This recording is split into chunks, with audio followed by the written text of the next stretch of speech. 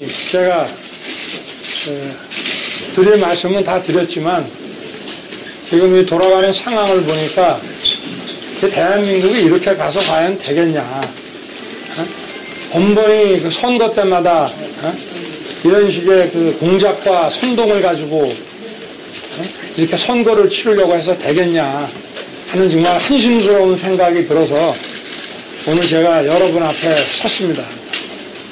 국민들께 드리고 싶은 얘기도 있고 또 우리 기성 정치인들에게 하고 싶은 말도 있습니다.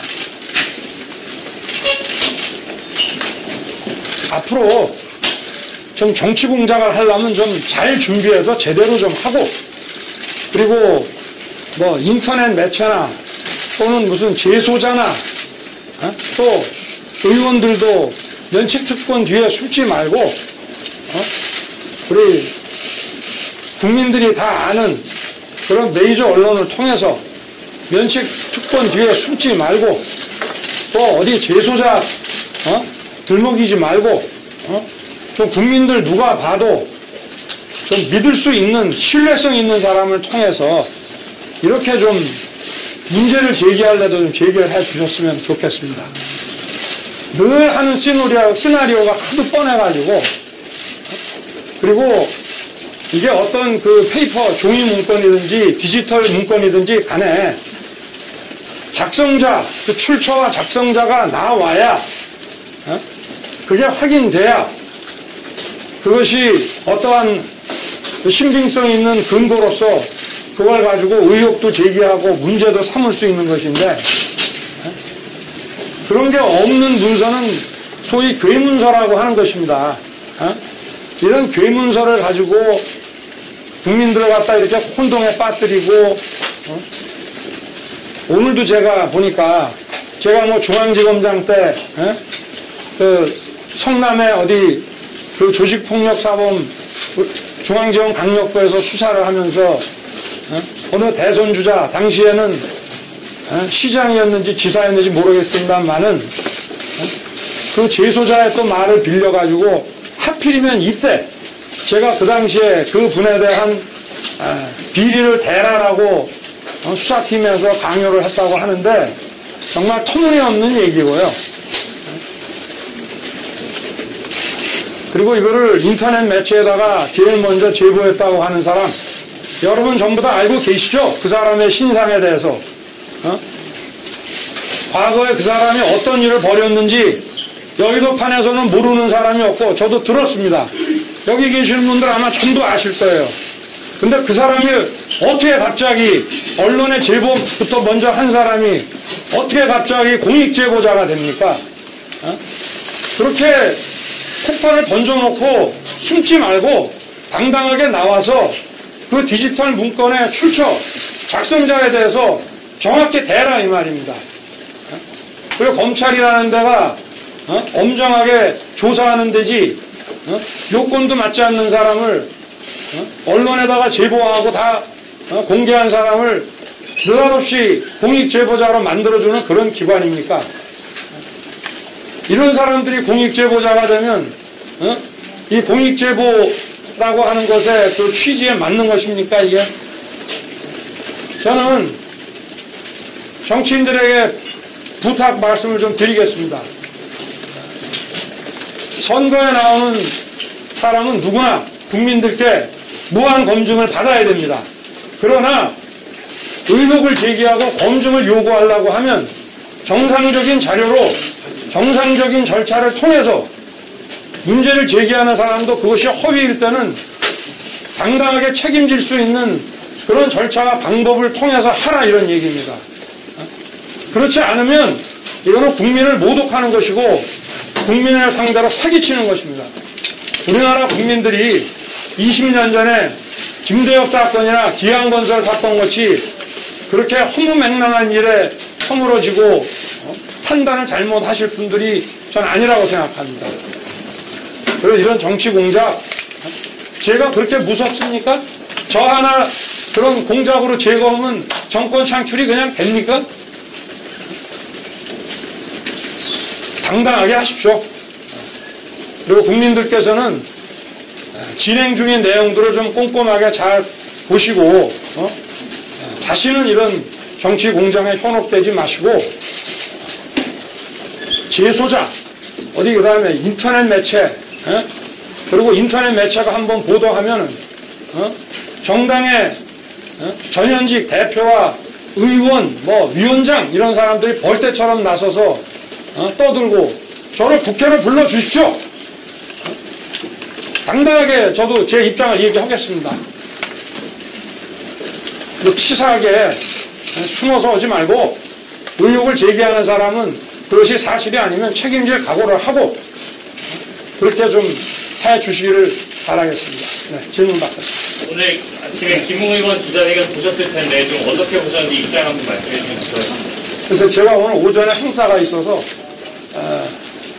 뭐 입장문만 제가 좀 봤는데 뭐 특별한 게 없지 않았나 이런 생각이 듭니다. 네. 그 제보자 뒤에 어떤 배경이 있다고 생각하시고 계신데요? 제가 지금 이 말씀드린 게 전부고 그 부분에 대해서는 여러분이 아마 저보다 더 잘 알고 계시지 않나 싶습니다. 네. 총장님, 방금 국회로 불러달라 당당히 말씀하시겠다 했는데요. 그럼 여당 차원에서 무슨 국회에서 진상조사를 한다면 출석하시겠다는 뜻입니까? 아니 저를 무슨 현안 질의 이런 데서 소환한다 이런 얘기도 있기 때문에 얼마든지 제가 응하겠습니다. 네.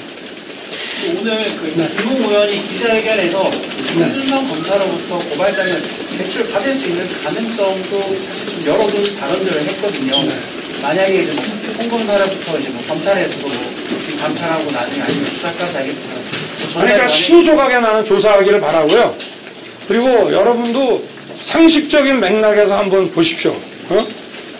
저희 처와 한동훈 검사장의 그 채널A를 두 건을 묶어서 고발장을 쓴다는 것도 상식에 맞지 않고 저는 그 어느 언론에 그 고발장 내용들을 좀 인용을 해서 썼는데 그러지 말고 그거를 좀 크게 사진을 찍어서 그대로 좀 공개를 했으면 좋겠습니다.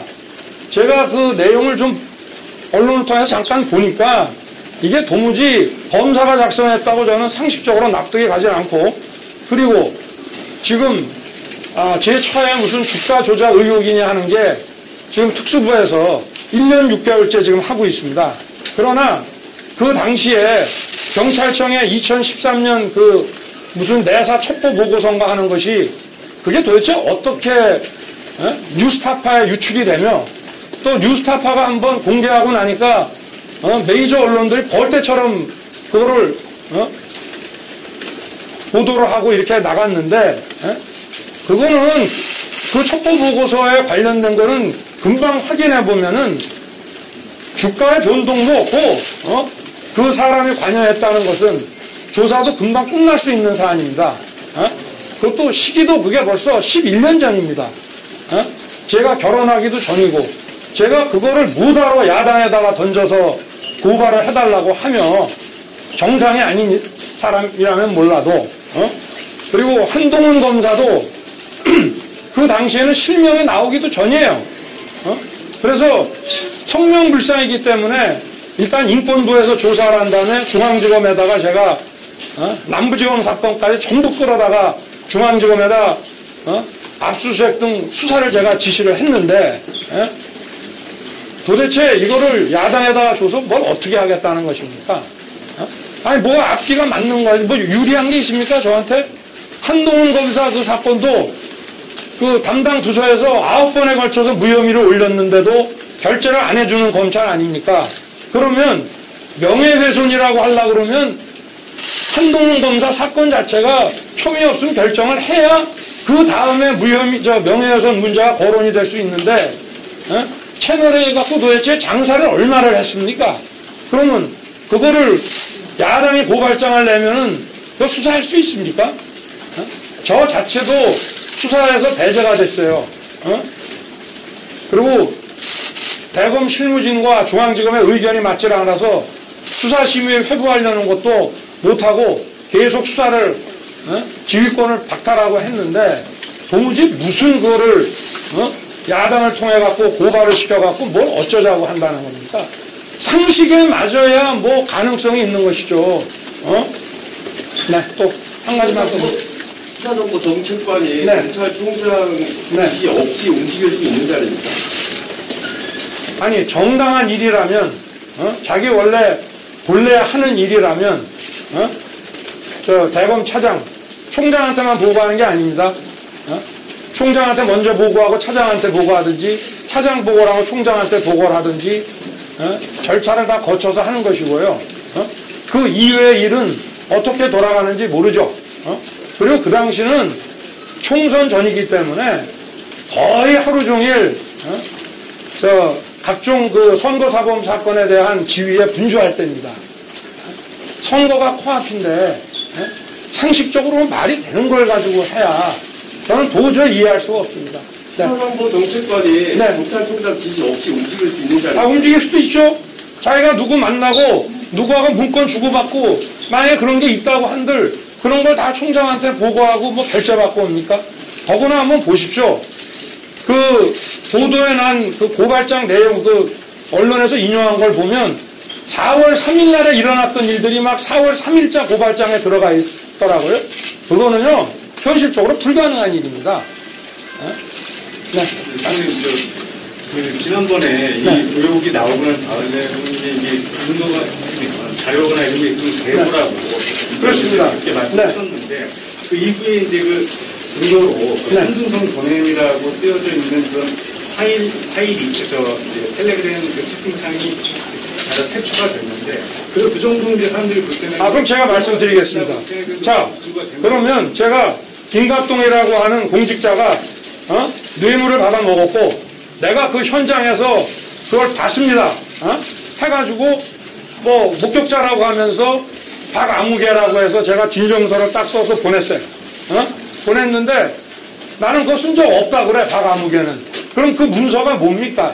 그게 괴문서 아닙니까? 문서가 있고 이것이 디지털 형태든 지면 형태든지 간에 그 출처와 그리고 작성자가 딱 드러나야 되는 거 아닙니까? 그러면 지금 예를 들어서 뭐 지난 6월인가 7월 달에 뭐 저에 대한 무슨 엑스파일이라는 거 그죠? 그 장모라는 분이 얘기를 했는데 그럼 그게 출처가 있습니까? 그 문서를 작성한 사람이 누군지 나옵니까? 그게 있어야만 근거 있는 의혹을 제기할 수 있는 겁니다. 적어도 선거에 나온 공직자에 대한 검증은 그런 방식으로 해야 되는 것입니다. 그럼 이제 그런 정도의 근거로는 이제 언론이 보도할 수 없다고 보시나요? 그 정도 근거를 갖고 이제 우리는 보도했다고 이제 주장을 하고 있는데 근거가 된다고 판단해서 그렇게 이제 보도를 계속 하고 있는데 그 부분은 근거가 안 된다고 보시나요? 아니 어느 정도 근거가 있어야지 그걸 가지고 그래 첫 번째 보도는 할 수 있다고 칩니다. 그러나 정치권이 이걸 가지고 이렇게 할 일은 아니죠. 그리고 확실하게 찾아야죠. 누군지. 그죠? 지금 뭐 그럼 언론에 그 제보한 사람은 그게 왜 공익제보자가 됩니까? 공익제보가 되려면 수사기관이나 권익위 이런 데 최초로 들어가야 됩니다. 여기까지 하겠습니다. 근거를 대보라라고 얘기를 하는 거가 네. 어느 정도의 보도가 나왔을 때 그런 걸 가지고 보도한 내용에 대해서 어떻게 보면 국민들한테 얘기할 수도 있는 건데 증거를 대라는 식으로 얘기하는 건 부적절한 그런 표현이 아니었나요? 증거라는 무슨 재판의 증거를 대라는 것이 아니고 상식에 맞는 합당한 근거를 대고 이 의혹을 계속 진행시키라 이런 말씀이에요. 어머니, 공익제보자 하나만 더 합시다. 아니, 지금 당에서 지금 어지러운 거 같은 경우는 진단특위를 만들어서 당 차원에서 좀 문제를 해결하자. 뭐 당 차원에서도 하는 걸로 알고 있고 저희 캠프에서도 이게 도저히 묵과할 수가 없어서 이 정치공작 진상 그 규명 특위를 이제 출범시킬 예정이고 일단 뭐 그 원로 법조인과 언론인들 또 정치인들 이런 분들을 중심으로 해서 앞으로 계속 이어질 만한 이런 그 정치 공작에 대한 대응을 위해서 특위를 저희도 구성할 생각입니다.